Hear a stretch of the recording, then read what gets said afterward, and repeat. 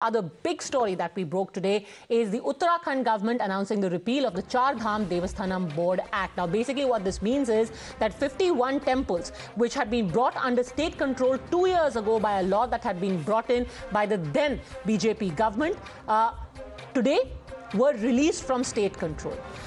The point is, was this done only because of electoral compulsions? And second, are other state governments going to follow suit? And third, is the electoral pressure what voters, believers, devotees must put on their individual governments from Kashmir to Kanyakumari to ensure that faith is freed? जो आगे आने वाले चुनाव हैं, उनमें आसन्न हार से भयभीत सरकार का फैसला है।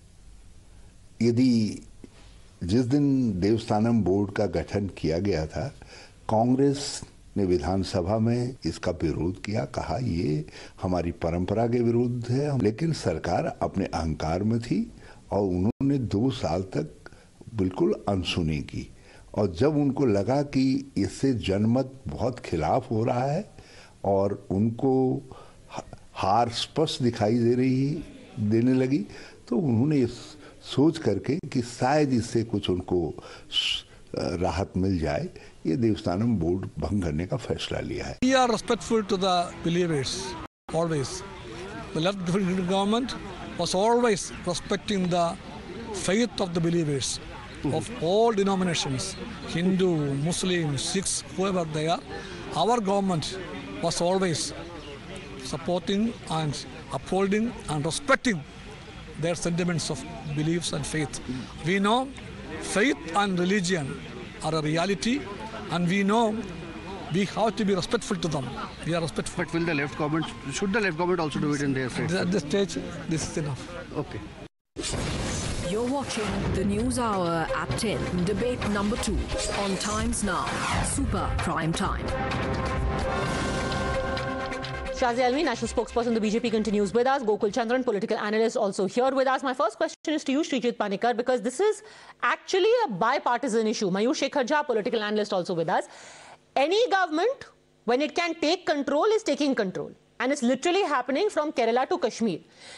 Is an electoral threat by the voter saying that if you want my vote, release your powers from our temples, the only way to get governments and parties to listen to you?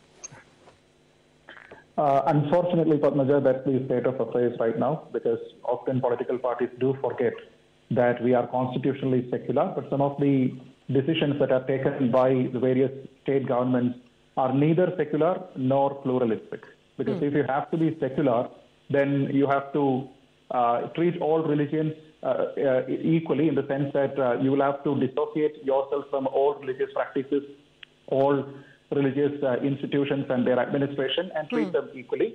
And if you are pluralistic, then also the same. You have to extend the same kind of treatment to everyone. You will have to govern the institutions of all religions. But now so, what happens? Gokul Chandran, if it can happen in Uttarakhand, if the government of Uttarakhand was forced to roll back, then should the governments in Kerala, in Tamil Nadu, in Andhra Pradesh just save themselves the embarrassment and also roll back their decisions? No, not at all, Padmaja. This is not the believers or the voters. This is a mafia who are trying to take control of the temples and the temple wealth. Right from Jaggi Vasudev and such people, they want to take control of the temple and the wealth of this temple, and they want to run their own empire. What makes you say that? No, I'm sorry, sir. This is not a platform given for slander. Before you use such words and level such allegations against individuals, can you please name when these individuals have looted temple wealth? Name instances. Jaggi Vasudev has taken government forest land to build his Sir, we are talking about temple trust over here and temple wealth. Please stick to the issue. This is like saying that you cannot have the ex-government in ex-state take control of temples because their brother-in-law also has land grab and change of land use cases against them. This is as strange an accusation. Please, let's not go off into tangential directions.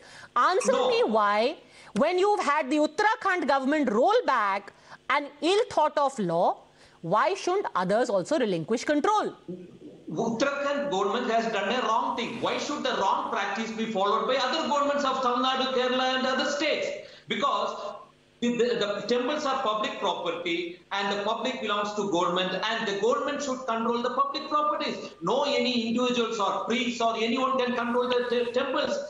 This is not only temple or the idol sitting there. This is a wealth, the offering, gold, money, everything comes under individuals who are going to audit them and who are going to take control of such things. So anybody can loot this individual. So are only temples public property or gurdwaras are also public property?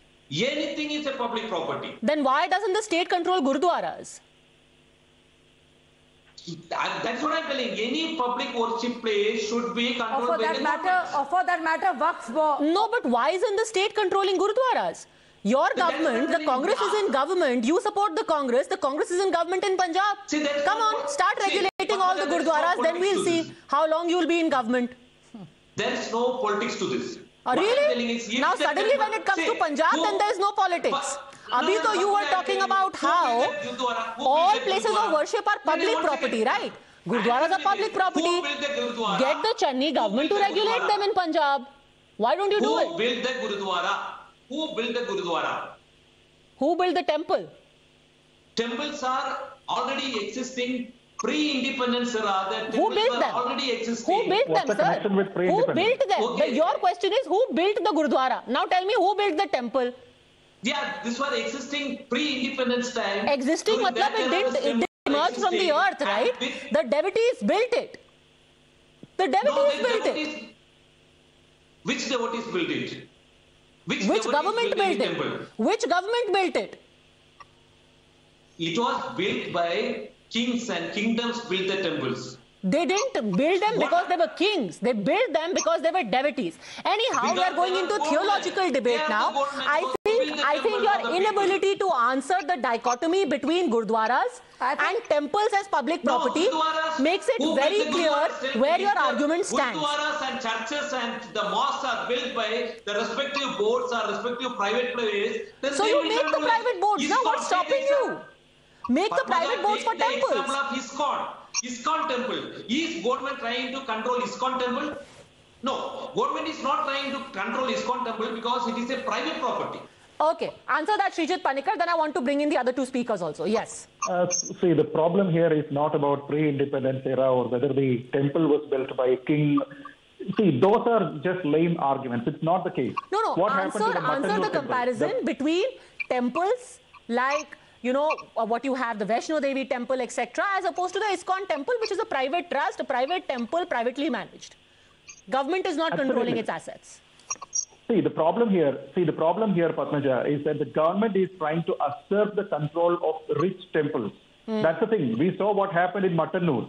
We saw what happened in Shabarimala. The government is wanting to assert the control of rich temples so that they get wealthy out of it. They can run into the administration and business matters of it.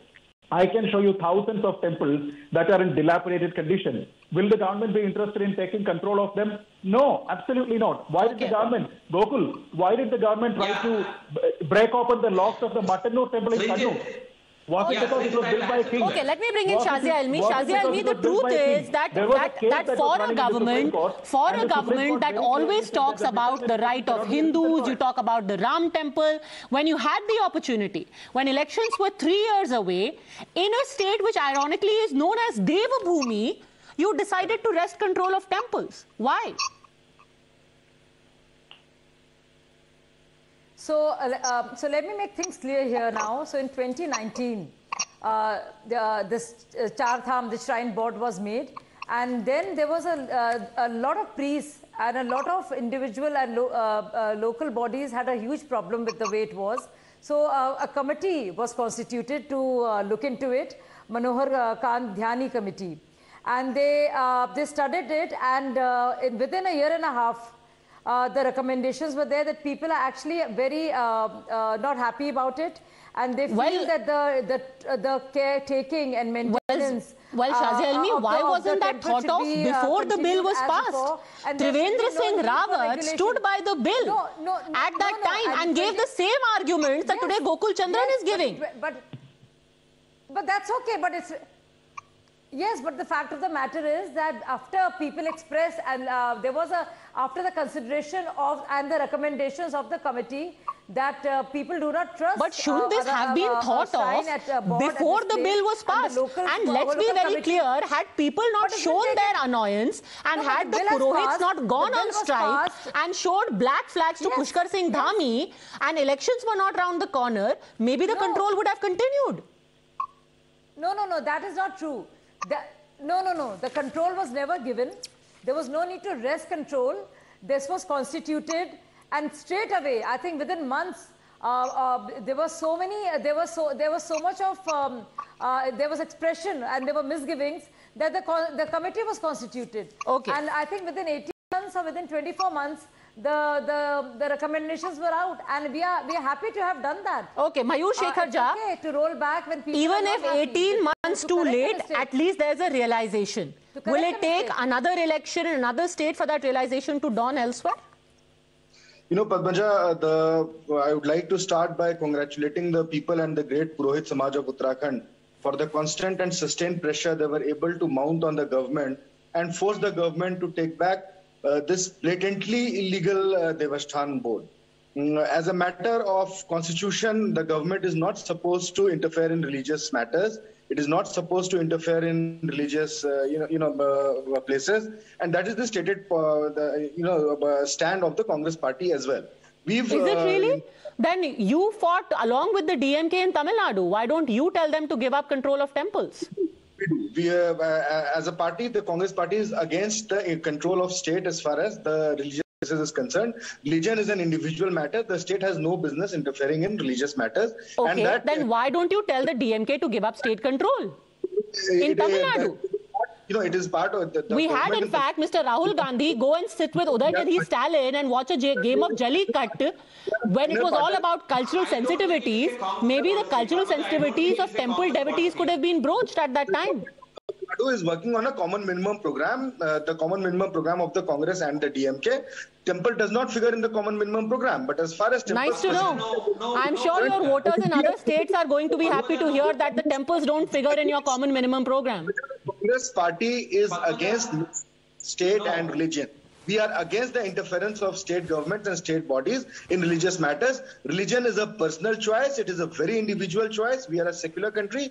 We have no business meddling in the Gokul Chandran vehemently disagrees. You know, it's wonderful how you see some parties otherwise opposed to each other and some supporters otherwise opposed on the same side in this debate and some opposing. Gokul Chandran, yes.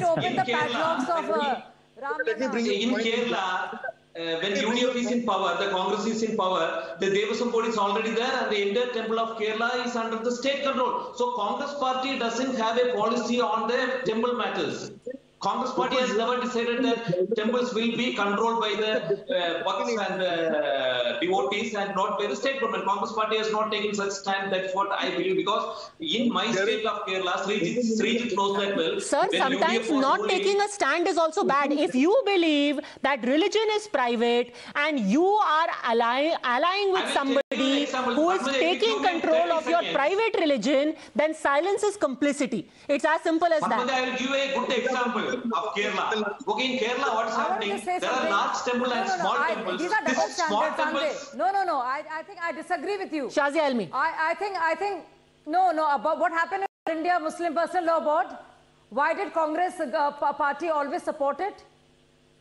Whether it was Rajiv Gandhi and when the Supreme Court judgment had to be reversed, Mayur Shekhar Jha, and then go ahead and open the padlocks of Ramlala, the temple itself. It was Rajiv Gandhi who did that. Padmaja here. And again it took the side of All India Muslim Personal Law Board, which is a self-appointed and a self-appointed body. The fact of the matter. Let me respond. Okay, let him respond. Let him respond. Mayur Shekhar Jha. Congress has always played with politics and has always done politics of religion. BJP preaching anyone about the politics of religion is like, that's the most ridiculous thing you can come with. As far as the Congress is concerned, our stand is very clear. The religion and state should not be mixed. We are glad that, even if it's because of public pressure, you cannot answer that. So you're running. You did the same. What you did with the Devasthan, what you did with the Devasthan board, Shazia, this is the same thing BJP. I'm telling you, I'm asking you a very specific Which is great, question. sir, and you should decry what the BJP did in Uttarakhand. You should decry what they are still doing at the Vaishno Devi, but at the same time, you should not sit here and stay quiet about what's happening in Tamil Nadu either. That is the simple point we are trying to make. If religion is private, please do not let the state get into the business of your private religion, period. Thank you very much, all gentlemen. Shazia Ilmi for having joined me. Thanks for watching.